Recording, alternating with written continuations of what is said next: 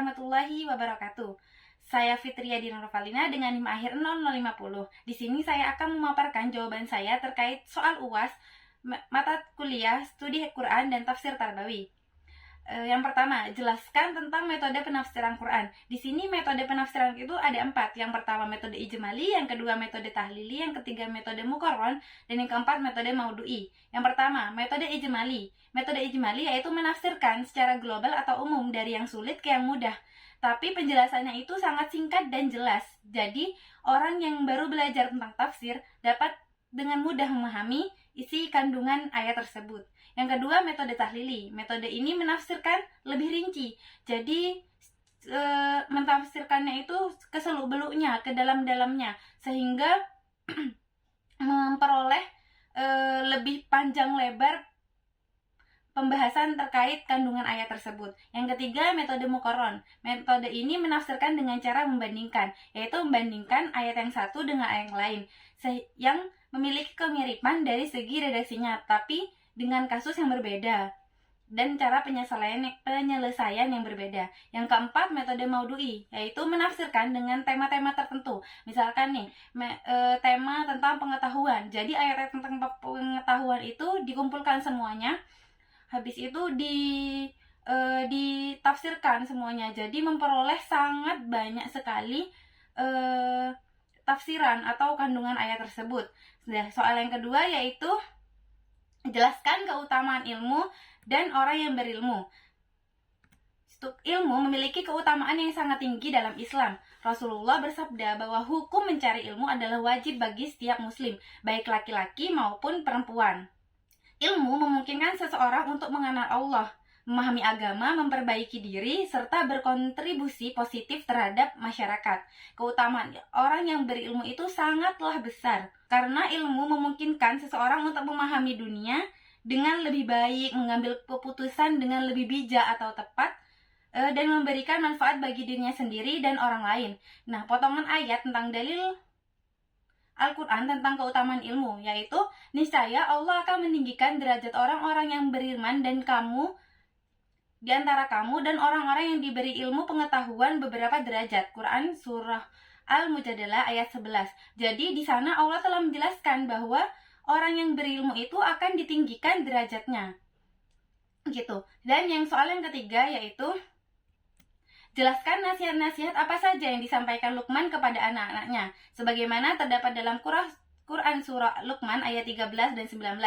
Yang pertama, dalam surat Luqman ayat 13, Luqman memberi nasihat tentang janganlah mempersekutukan Allah. Dalam ayat ini Luqman memberikan nasihat kepada anaknya untuk tidak mempersekutukan Allah, yaitu berarti mengakui keesaan Allah tanpa menyekutukannya, yaitu menjauhi larangan Allah dan mengerjakan segala perintahnya. Juga untuk fokus ibadah hanya kepada Allah dan tidak mengakui keesaan selainnya. Yang kedua, Quran surah Luqman ayat 14 dan 15, yaitu berisi tentang anjuran berbuat baik kepada orang tua. Dalam ayat ini Luqman itu memberi nasihat kepada anaknya untuk berbuat baik kepada orang tua, terutama ibu, karena telah melahirkan kita dan menyapih kita. Tetapi juga harus berbuat baik kepada ayah, walaupun ayah itu tidak melahirkan kita, mengandung kita, menyapih kita, tapi ayah itu berjuang dengan cara mencari nafkah gitu. Yang ketiga, dalam surah Luqman ayat 16, di sana dijelaskan bahwa segala perbuatan yang dilakukan akan dimintai pertanggungjawaban. Dalam ayat ini Luqman itu memberi nasihat kepada anaknya untuk berbuat baik dan menjauhi perbuatan yang buruk. Jadi mengerjakan yang baik-baik dan menjauhi larangan Allah gitu. Yang keempat, Quran surah Luqman ayat 17 yaitu berisi anjuran mengerjakan sholat dan berbuat baik serta sabar. Dalam ayat ini Luqman itu memberi nasihat kepada anaknya untuk mengerjakan sholat dan berbuat baik serta bersikap sabar terhadap sesuatu yang terjadi gitu. Yang kelima, Quran surah Luqman ayat 18 dan 19 itu berisi larangan berbuat sombong. Dalam ayat ini Luqman itu memberi nasihat kepada anaknya agar bersikap tidak sombong kepada siapapun, baik perkataan maupun perbuatan gitu. Jadi walaupun kita memiliki ilmu gitu, kita tidak dianjurkan untuk bersikap sombong gitu. Bila kita memberitahu ya, kita harus sabar dalam menyikapi orang tersebut gitu. Jika berhadapan dengan orang yang seenaknya sendiri, kita harus sabar gitu menghadapi orang tersebut. Nah, soal yang keempat yaitu sebagaimana calon sarjana muslim, berikan pendapat saudara mengapa moderasi beragama itu sangat penting, sangat dibutuhkan saat ini. Yaitu sebagai calon sarjana muslim, peran atau pengetahuan moderasi beragama itu sangat diperlukan saat ini untuk mencegah ekstremisme dan radikalisme, meningkatkan toleransi, serta menciptakan kerukunan antar umat beragama. Sikap moderat ini juga penting untuk mempertahankan keberagaman budaya dan sosial dalam masyarakat yang semakin terhubung dan heterogen.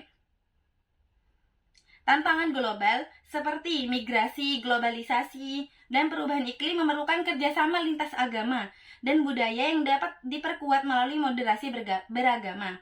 Selain itu, moderasi beragama juga mendorong pembangunan yang berkelanjutan dan inklusif dengan memastikan partisipasi semua lapisan masyarakat. Dengan demikian, moderasi beragama menjadi kunci dalam menciptakan masyarakat yang damai, adil, dan berkelanjutan di tengah dinamika dunia saat ini. Nah, dalil-dalil Al-Quran tentang mengapa moderasi beragama itu sangat dibutuhkan pada saat ini, yaitu yang pertama dalam Quran surat Al-Mumtahanah ayat 8, Allah berfirman, Allah tidak melarang kamu berbuat baik dan berlaku adil terhadap orang-orang yang tidak memerangimu dan urusan agama dan tidak mengusir kamu dari kampung halamanmu. Sungguhnya Allah mencintai orang-orang yang berlaku adil.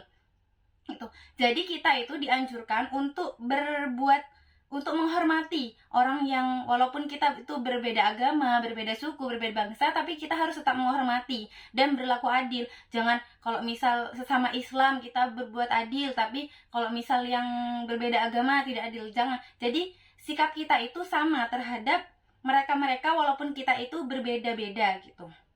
Nah, yang kedua itu Quran surah Al-Kafirun ayat 6. Jadi yang artinya untukmu agamamu dan untukku agamaku. Walaupun kita itu menghormati mereka, tapi kita harus tahu batasan. Jadi kalau misal kita itu menghormati, kita jangan sampai ikut-ikut sama orang itu gitu, tapi kita harus tahu batasan gitu. Kita hanya menghormati saja, sekedar menghormati saja. Yang terakhir yaitu Quran surah An-Nahl ayat 125 yang artinya, serulah manusia ke jalan Tuhanmu dengan hikmah dan pengajaran yang baik, serta debatlah mereka dengan cara yang lebih baik. Sesungguhnya Tuhanmu, dialah yang paling tahu siapa yang tersesat dari jalannya, dan dia pula yang paling tahu siapa yang mendapat petunjuk gitu. Jadi kita ini kan satu sama-sama ciptaan Tuhan, walaupun berbeda-beda, tapi walaupun misal ada yang salah gitu dari saudara kita, ya kita harus memberitahu dengan cara yang baik. Kalau misal ada yang salah ya kita debat, tapi dengan cara yang baik, dengan cara tetap menghormati mereka gitu, karena Allah itu tahu mana orang yang tersesat dan mana yang mendapat petunjuk. Jadi kalau misal kita itu punya ilmu, kita itu harus berdebat dengan cara yang baik. Nah, seperti itu. Mungkin itu saja yang bisa saya paparkan. Kurang lebihnya mohon maaf. Wassalamualaikum warahmatullahi wabarakatuh.